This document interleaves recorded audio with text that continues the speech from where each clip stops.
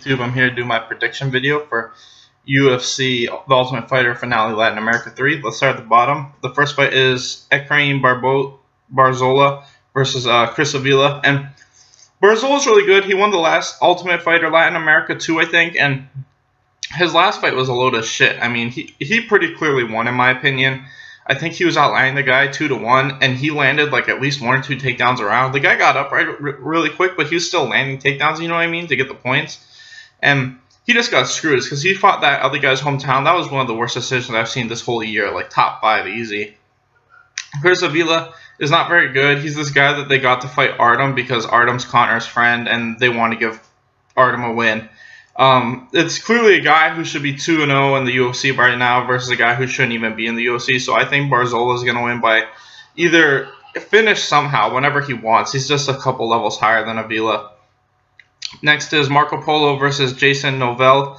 And Jason looks like he's a decent striker with good jiu-jitsu, but he got knocked out in his first UFC fight. He was obviously fighting that guy from Sweden who's a really, really like high-level kickboxer, but still, it's just one of those things where I feel like Marco Polo, he really impressed me his last fight. His takedown defense looked really good, and his ability to get back up looked really good.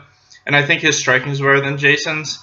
I think if Jason could get this to the ground and hold Marco down, he could probably get a submission, but I just don't see that happening.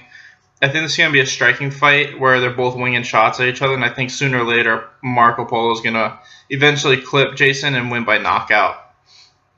Next is Sam Alvey versus Alex Nicholson, and Alex Nicholson looks like a good striker, but he's the type of striker that that perfectly fits into Sam Alvey's striking style. He comes forward a lot, and he throws high volume, which is what Alvey wants. He wants guys to come at him and kind of brawl, kind of like that, and that's exactly what Alex does. He comes forward, he kind of brawls / throws a high volume, and this just fits perfectly into Sam Alvey's wheelhouse. I think Sam Alvey's going to move back and eventually hit him with a counter and win by knockout. Next is Henry Berzolas versus Douglas Silva, and Henry looks like he's all right.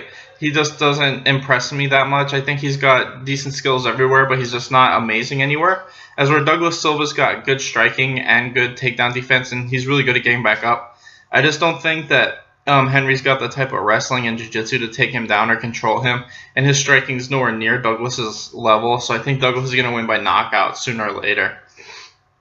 Next is Eric Montana versus Max Griffin, and Eric Montana is just a grinder. That's it. He's not very impressive. I mean, he won one of the Ultimate Fighter Latin America ones, but there's nothing amazing about him. He's just a grinder, and to me, Max Griffin, he fought one of those really good wrestlers at 170 right now. I think it was Colby Covington, and he took that fight on super short notice. And when he wasn't tired, he looked really good. He showed good takedown defense and good ability to stay on his feet, and his striking is good too.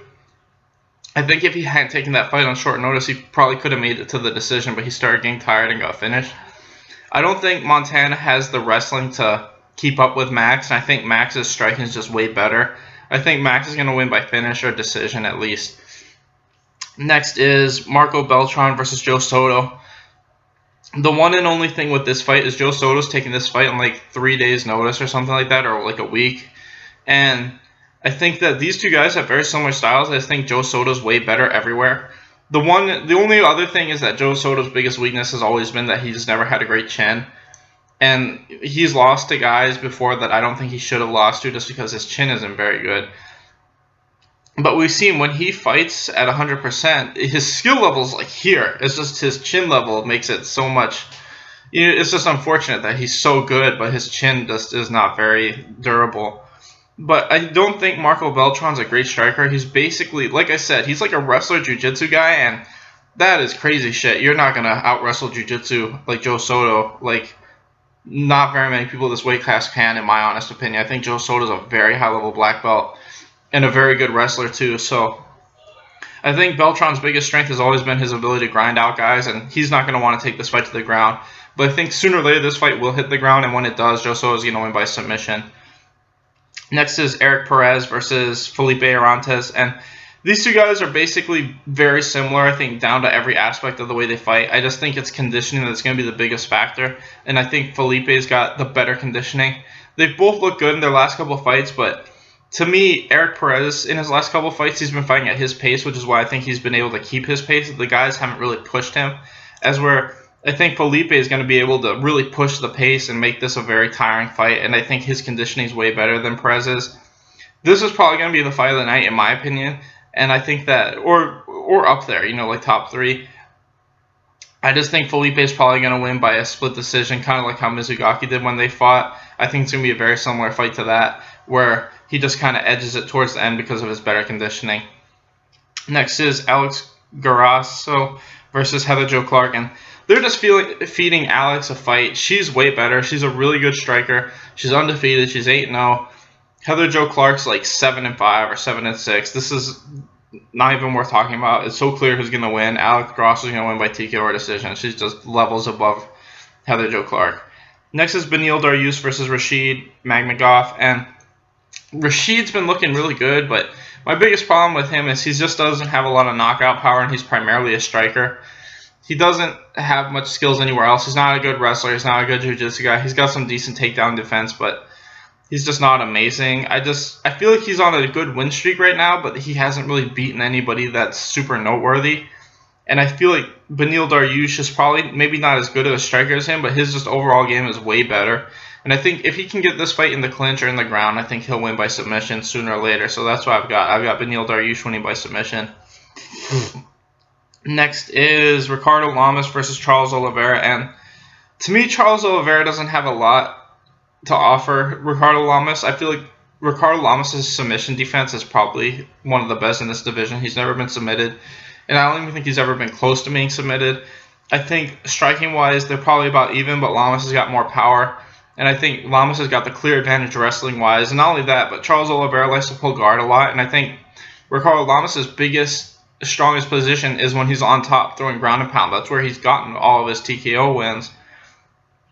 So it's just a little crazy for Charles Oliveira to try to take him down like how he usually does, where he'll just try to force takedowns and it doesn't matter if he's on top or on bottom, because I think if he does that against Lamas, he's going to get TKO'd with ground and pound. But either way, I just don't think this is a good stylistic matchup for Oliveira. I don't think his striking is good enough to keep Lamas on the outside for long. I think sooner or later, Lamas is going to win by knockout. Next is Diego Sanchez versus Marcin Held, and to me, the biggest thing with this fight is their last 2 fights, both of them. Marcin Held just beat, what's his name? Dave Jensen. And Dave Jensen is a really good wrestler / jiu-jitsu guy who fights a lot like Diego Sanchez. And Marcin Held just out-wrestled the shit out of him and beat him up with ground and pound for 3 rounds. And Diego Sanchez just got knocked out for the first time in his career in his last fight. And I think it's because all the wars are starting to catch up with him. I mean, his last 12 fights, he's either gotten his ass whooped or he's been in a back-and-forth war. And I think that it's finally caught up to him. And I think Marcin Held just showed in his last fight, he just beat a younger version of Diego Sanchez and Dave Jensen. They fight really similar, in my opinion. So I just got to go with Marcin Held. I think he's way younger, and I think he's getting closer to his prime. He's like in his early 20s, and Diego Sanchez is on his way out. Next is Martin Bravo versus Claudio Puelles, and these 2 guys are the finalists on the Ultimate Fighter Latin America 3. And to me, Puelles' biggest strength was that he's just way bigger than most of the guys he fought. He just looks like a decent submission wrestler.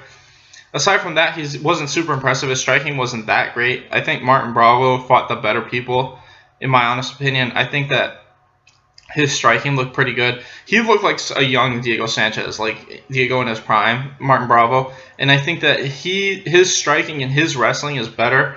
Claudio might have the better submissions, but I just feel like Martin's got the better game overall, and I think he'll probably win a decision. This is the fight that I think is going to be fight of the night, but I think that it'll be a back and forth, but just Martin's going to have the better wrestling and win by a decision later. Finally, we got RDA versus Tony Ferguson, and for me, this is the toughest fight to call because we don't know about with RDA. He's been knocked out several times over his career. He just hasn't been knocked out in a while, but he just got knocked out against Eddie. As for Tony Ferguson, he just, had a really tough time fighting a guy that wasn't even ranked. So it's just one of those things where you got to weigh it. I think Tony Ferguson, fights a lot like Anthony Pettis, and he could get taken down and controlled for the majority of this fight. But I'm going to pick Tony. I think that he catches RDA sooner or later. I just feel like he's on the upswing and RDA is on the downswing, especially his chin. But either way, thanks for watching, guys. Please like and subscribe.